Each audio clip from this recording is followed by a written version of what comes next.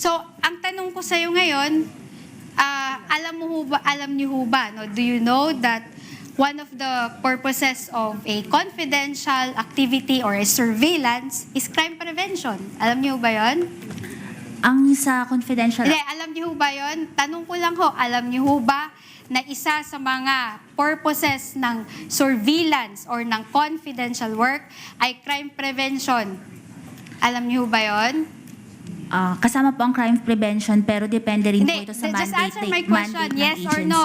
Attorney Celine, Do you agree? Yeah. Kasama po ba yon o hindi? Yung sa crime prevention po, kasama po yun sa...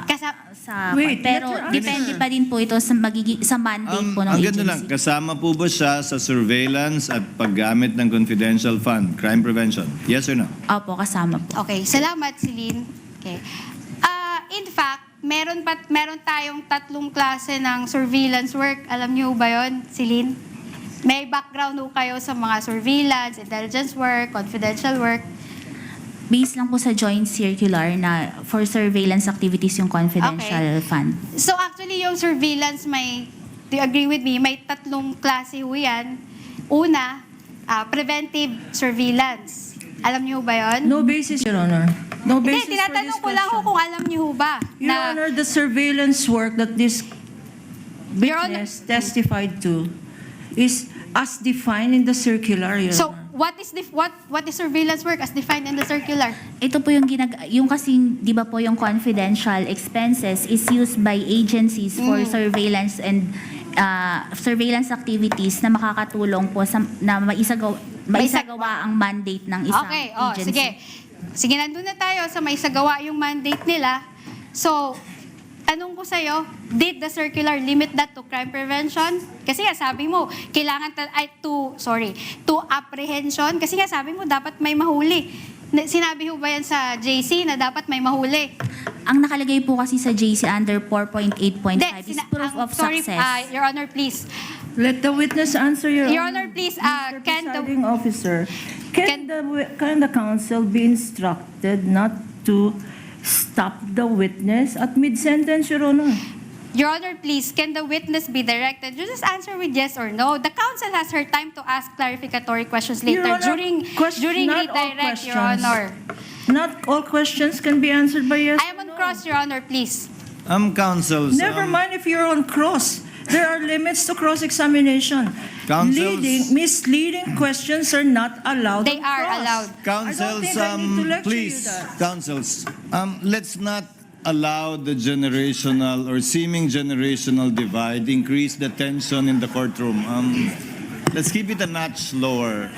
Your Honor, please, I am preventing myself from giving her a spanking, Your Honor.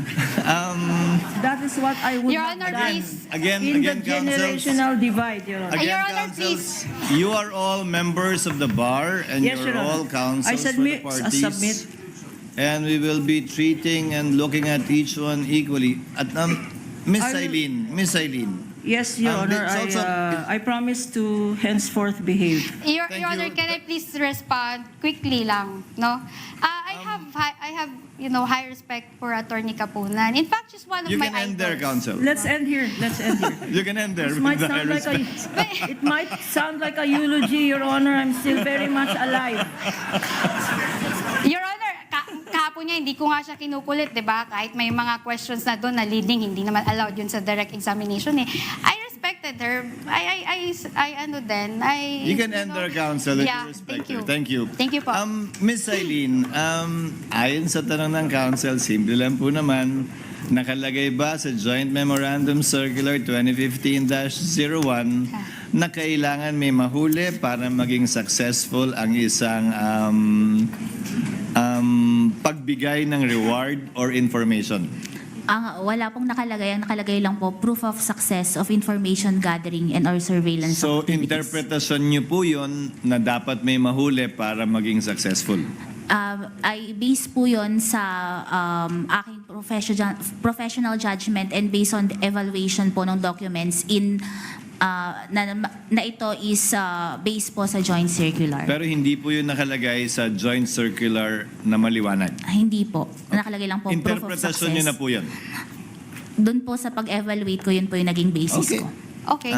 Please proceed, Attorney Christine. Salamat po.